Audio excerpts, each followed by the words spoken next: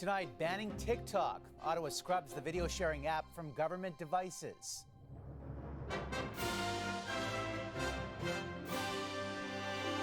Prohibiting the Chinese-owned platform over potential security risks. This may be a first step. And the push for a public inquiry into alleged election meddling by Beijing.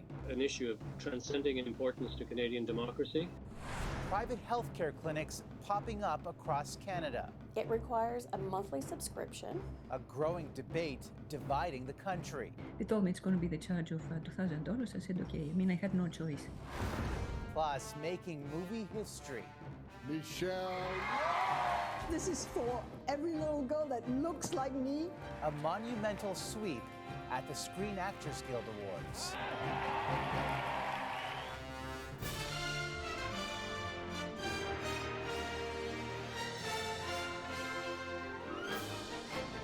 CTV National News with Omar Sachedina. Good evening, everyone. Swiping up may be a security threat, according to the federal government, which announced a crackdown on an app millions of Canadians use every single day. Ottawa says TikTok, the global platform where people share and create videos, is now banned on government devices. The concern is over ties to China as tensions between Beijing and Ottawa rise. Our coverage begins with CTV's Kevin Gallagher. Jiggle, jiggle. TikTok is known for dance challenges, comedy videos, and even cooking tips. I use TikTok when I'm just looking to kill time, watch something funny. While scrolling through the latest videos, the app is collecting contacts, photos, search history, and even a person's location, presenting an unacceptable level of risk to privacy and security, according to Treasury Board President Mona Fortier. Starting tomorrow, the TikTok application will be removed from government-issued mobile devices. This may be a first step. It may be the only step we need to take, but every step of the way, we're going to be making sure we're keeping Canadians safe. TikTok is owned by Chinese company ByteDance, and this ban comes as Beijing is being accused of attempting to meddle in Canada's democratic process. The concern is when the data actually gets collected, is there a potential that this could be shared with Beijing? The European Union and the United States have already imposed similar bans on government devices. We, the FBI, do have national security concerns about the app. NDP leader Jagmeet Singh says his party will comply with the government directive, while Conservative leader Pierre Poilievre is suspending his account and says his MPs will do the same. In a statement, TikTok calls the ban curious, saying the government didn't cite any specific security concern. The Privacy Commissioner, along with 3 of his provincial counterparts, are also investigating whether TikTok is in compliance with Canadian laws when it collects user data. A complicated review, Omar, with no estimated completion date. All right, Kevin, thanks. On another controversy involving China, the Prime Minister is rejecting calls for an inquiry. Demands are growing for more transparency on whether Beijing tried to influence the last 2 federal elections. Here's CTV's senior political correspondent, Glenn McGregor. Han Dong cruised to an easy win in his Toronto riding in the 2019 election, but now faces allegations that he won a coveted nomination as a Liberal candidate with help from the Chinese consulate in Toronto. Today, Dong said, "I strongly reject the insinuations and media reporting that allege I have played a role in offshore interference," calling the claims inaccurate and irresponsible. Global News had reported that CSIS believed Dong was a witting affiliate of Chinese influence networks, and that the spy agency told the Prime Minister's office to rescind his nomination. Justin Trudeau wouldn't confirm he'd been briefed, but called Dong an outstanding MP. The suggestions we've seen in the media that CSIS would somehow say, no, this person can't run or that person can't run, is not just false, it's actually damaging to people's confidence in our democratic and political institutions. Trudeau's former principal secretary is among those calling for a public inquiry after other reports alleging Chinese interference in the last 2 elections. But the Prime Minister instead pointed to a panel report on the 2021 election that today was provided to parliamentarians on the National Security Committee.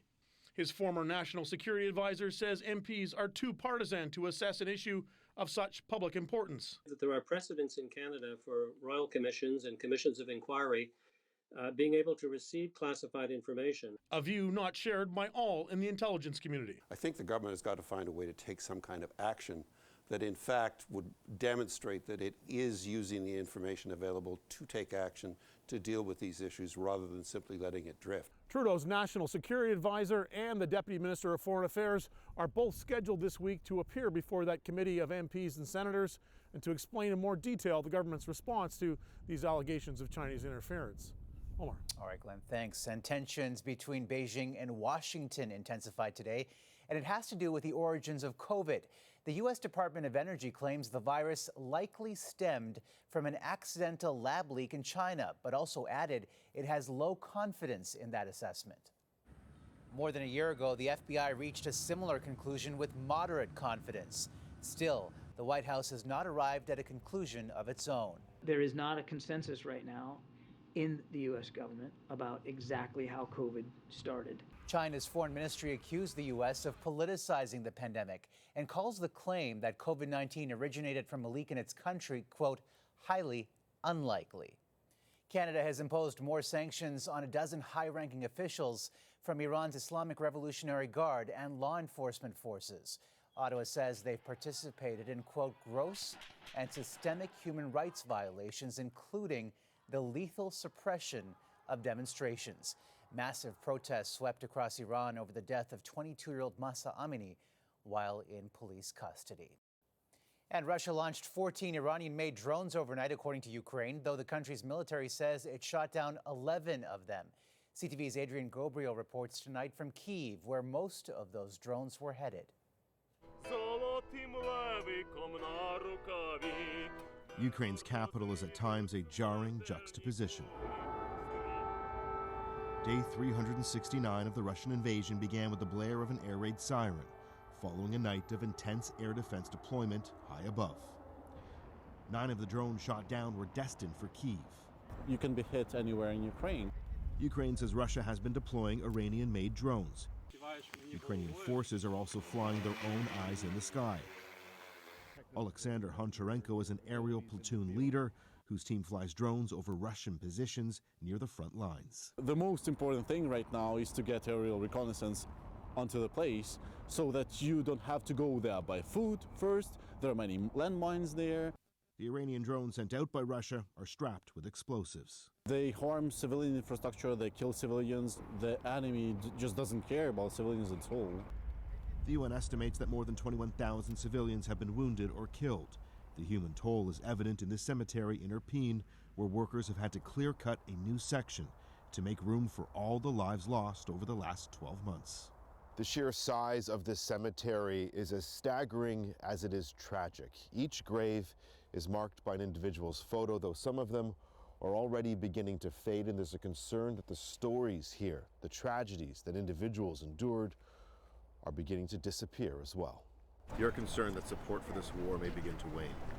That's right. Mark, who asked we withhold his last name, is a retired deputy commander with the Canadian Armed Forces. So it's basically the whole society is on the front line. He's now training Ukrainian soldiers headed to the Eastern Front, where he sees a grinding battle of attrition on the horizon and dwindling interest from Western allies. People have short attention span, and other shiny objects come along. Support Ukraine as much as you can. This is the right word. A cry for unwavering support as the war enters its second deadly year. The conflict claiming more victims here every day. The overnight flurry of drones sent in by Russian forces, killing 2 rescue workers. Omar? All right, Adrian, thank you. A Mediterranean beach has turned into a scene of broken dreams. 63 migrants were killed when the boat they were in smashed into rocks close to the Italian shore. CTV's Vanessa Lee on the desperate journey. This is where dreams of a new beginning came to a heartbreaking end. Bodies have washed up on an Italian beach along with personal belongings, including children's clothing. A scene the mayor of the resort town of Cutro says will be impossible to erase from their minds. The wooden boat packed with passengers left Turkey around 4 days ago. Among those on board, entire families, mostly from Afghanistan, Pakistan, and Somalia. It hit rough seas and disintegrated when it slammed into rocks meters from shore. Only adults survived. All of the kids are either dead or missing. Relatives are being asked to provide photos to help identify the dead. I come here for my friends. He keep ringing me from early morning from Pakistan. He has one brother in Turkey. His phone is switched off from before yesterday, and he just want to know he's a die or he's alive. This man with Doctors Without Borders tells the story of a 20-year-old Syrian man traveling with his 6-year-old brother. They wanted to reach Germany to start a new life.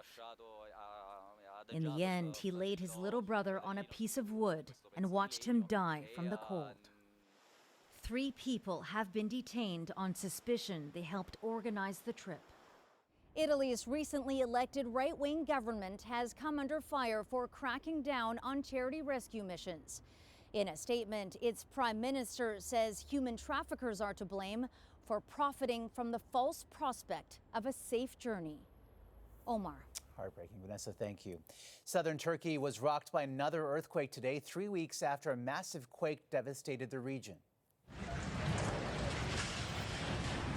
This building was one of nearly 30 destroyed in today's jolt, which killed 1 person and injured more than 100 others. The February 6th quake killed 48,000 people in Turkey and Syria. The World Bank today estimated the damage to be $34 billion, not including reconstruction costs. Severe weather continues to batter parts of the United States as the massive storm that hit California last week made its way into the Midwest. Entire neighborhoods were damaged after 9 tornadoes reportedly touched down in Kansas and Oklahoma overnight, injuring 12 people. Weather warnings are in effect across the U.S., and hundreds of thousands remain without power as the storm moves northeast. And a renewed storm over access to health care is brewing across Canada, even as a 7th province signed on to Ottawa's funding deal. The money is widely seen as a welcome boost, but far less than what the provinces wanted. And as CTV's Ottawa Bureau Chief Joyce Napier reports, some insist that's only opening more space for privatization. All right. On opening day, phones are ringing off the hook at the privately run Blue Nose Health Clinic in Halifax. I know that they have been absolutely swamped with phone calls and emails requesting service. The clinic offers blood tests, checkups, diagnoses, and referrals to specialists. We wanted to open a clinic that would have a limited number of clients, meaning that we would be able to offer timely access to primary care services. As the provinces and the federal government negotiate new funding for healthcare transfers, even the Premier of Ontario believes that a private option is inevitable. We can't continue pouring tens of billions of dollars, as we have with partnership with the federal government, and continuing to do the same thing and expect a different result. According to an Angus Reid poll, 39% of Canadians say there is little or no place for privatization of the system, while 28% support private care and 33% are open to the concept of privatization but are hesitant. As hundreds of thousands of Canadians wait for medical procedures, including surgeries, today Alberta announced it is accepting the federal funding to boost the province's system. This agreement, in principle, will invest $24.18 billion in federal funding over 10 years in Alberta. But the Ontario Health Coalition says governments are underfunding the system and forcing partial privatization. The Canada Health Act was meant to protect patients from exactly these types of fees and this kind of snake oil salesmanship. It should not be like going to a car mechanic. So far, 7 provinces have signed on to the federal government's healthcare deal, accepting billions of dollars, but far less than what they initially wanted, and resorting to private options to make up for the difference. Omar? All right, Joyce, thank you. When we come back, they've put block after block in our way. a face-off over hockey diversity. Plus, believe me, if you just stay in there and you put one foot in front of the other. Stirring words at the SAG Awards.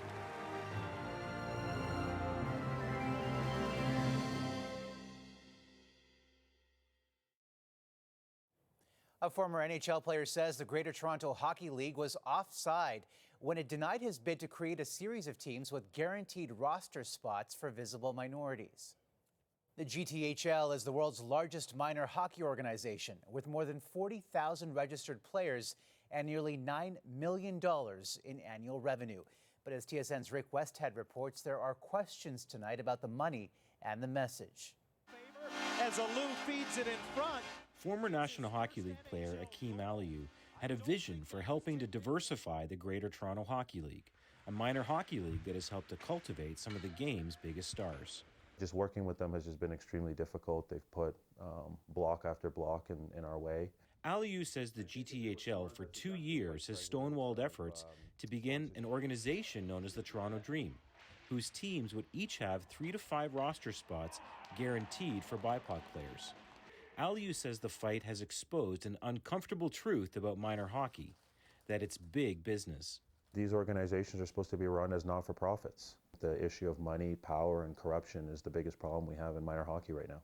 The GTHL published a report only 7 months ago that reported racism is systemic in the league, and the numbers tell the story about how little diversity there is in the GTHL. Of those who responded to a GTHL survey last season asking how players racially identify themselves, almost 60% said they were white. 1.1% said they were black. Something radical like this, I think, could really open the door to a whole lot of players and create a whole lot of good. The GTHL wanted Aliou to create so-called house league programs for recreational players and see what the future might hold later about the most competitive teams. In an interview, the GTHL's executive director said that adding more AAA teams would dilute talent. The GTHL says that player enrollment is down in recent years, and many within the game say that roster spots should be earned on merit alone. Aliou says he expects the city and provincial government to get involved, since GTHL teams play on Toronto-owned rinks, and provincial funding makes its way down to leagues like the GTHL. Rick Westhead, CTV News, Toronto. After months of controversy at Canada Soccer, there was a major change at the top today. The president, Nick Bontis, stepped down following calls for his resignation today from provincial and territorial soccer leaders. The Canadian senior men's and women's teams had also called for change. Still ahead, cartoon controversy. Why more North American newspapers are done with Dilbert.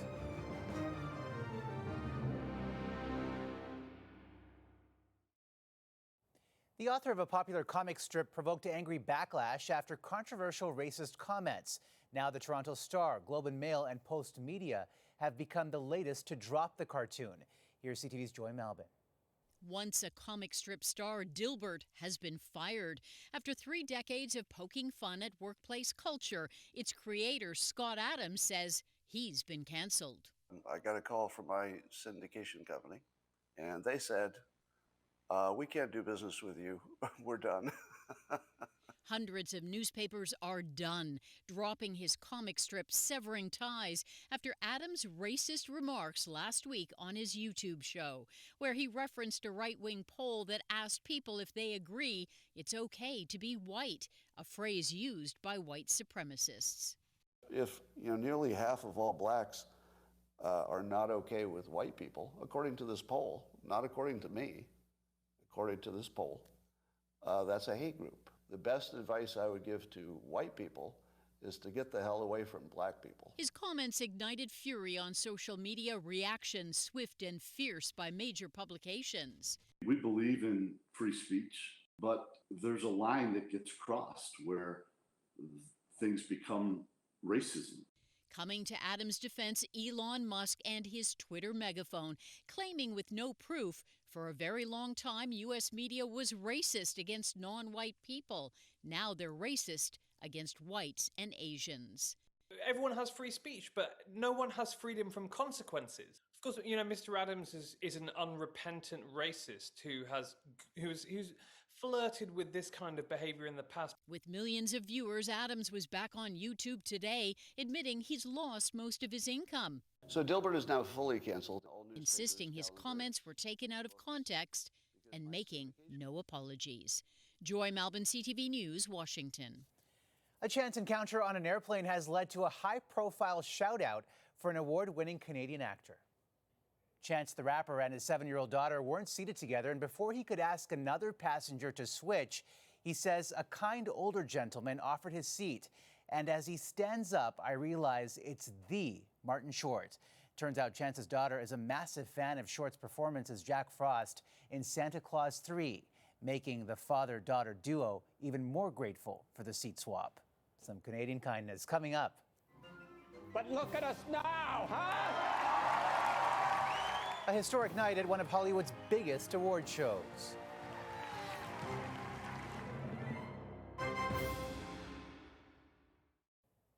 Once a domain of predominantly white actors, last night's Screen Actors Guild Awards, a predictor for the Oscars, made history.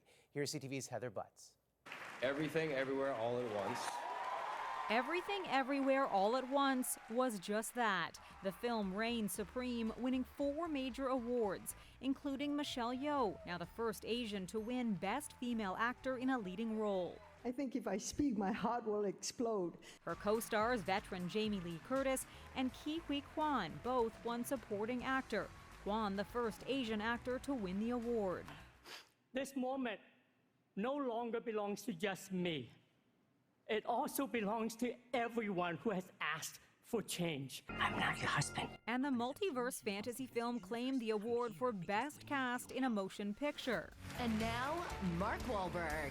But some were quick to criticize the person handing out the award, pointing out the decades-old charges against Wahlberg for attacking 2 Vietnamese men when he was 16.